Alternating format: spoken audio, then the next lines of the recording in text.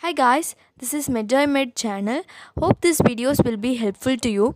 In this video, we are going to be talking about classification of viruses.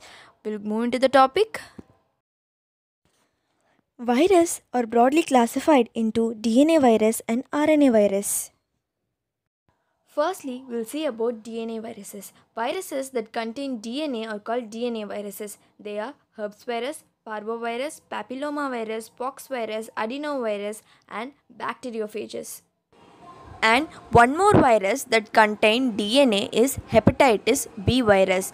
Hepatitis is divided into 5 classes, out of which only hepatitis B contains DNA viruses. Other 4 viruses such as hepatitis A, C, D and E contains RNA viruses. We can remember these viruses easily with a mnemonic called A, B, H square and P cube. And herpes virus are further divided broadly, out of which these 4 viruses are most important. They are herpes simplex virus, varicella zoster virus, cytomegalovirus and Epstein-Barr virus. Now we will see RNA viruses. These are these viruses that contain RNA. They are myxovirus, rubella virus, picornavirus, arbovirus, rhabdovirus, HIV and other retroviruses and miscellaneous RNA virus.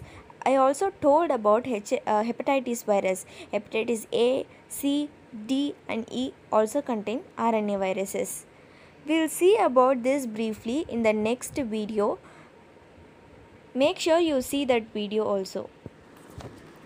Now we will see briefly about all DNA viruses. First, herpes virus. They have a unique property of having latency and later undergoing reactivation in the host cell. They are classified into alpha, beta and gamma according to their site of latency. You can see this table below. Each subfamily is divided further into different species. Out of all this, the most important members are herpes simplex virus, varicella zoster virus, cytomegalovirus and Epstein-Barr virus. Now we will see about this 4 important virus briefly. Herpes simplex virus. Herpes simplex virus, they are classified into 1 and 2. 1 is transmitted through oropharyngeal route, whereas 2 is through sexual contact. The clinical features, if you look at it, HSV1 cause oral facial lesions mostly, whereas 2 cause genital lesions. The other clinical features include oral facial lesions, nervous system, cutaneous lesions, ocular lesions and genital lesions. Next is varicella zoster virus. It causes vesicular eruption, that is rashes on skin and mucous membrane. There are 2 different clinical entities. One is chickenpox, we all know it, and zoster shingles. It occurs following the reactivation of latent varicella zoster virus.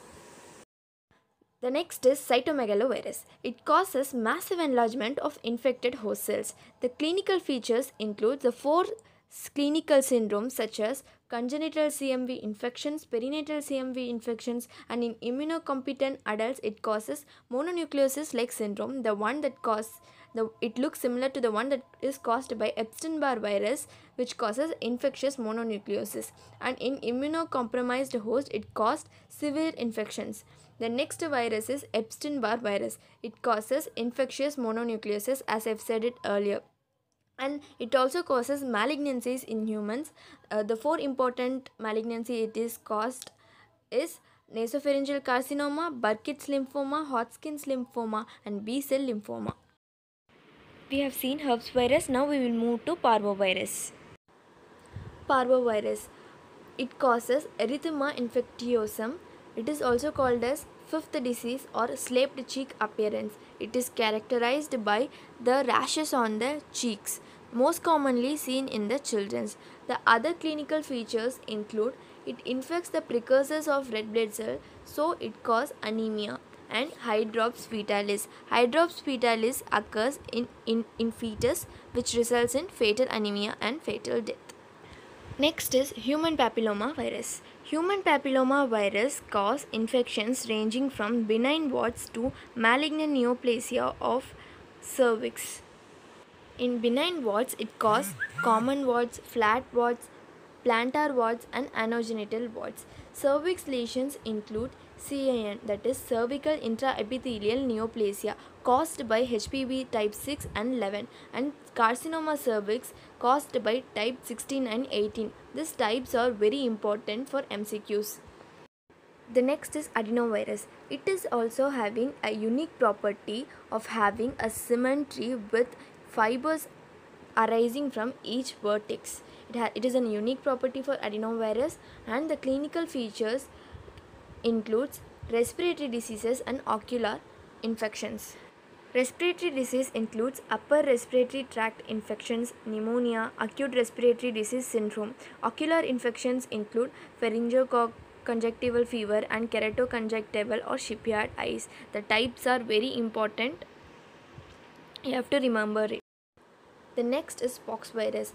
Pox virus contains 3 genus of virus, out of which 3 members are important: Variola, Vaccinia, and Molluscum contagiosum virus. Variola causes smallpox disease. We all know that it is being eradicated from the world. Next is Vaccinia, which is useful to create vaccine for smallpox, and Molluscum contagiosum virus causes skin lesions. The last one is bacteriophage.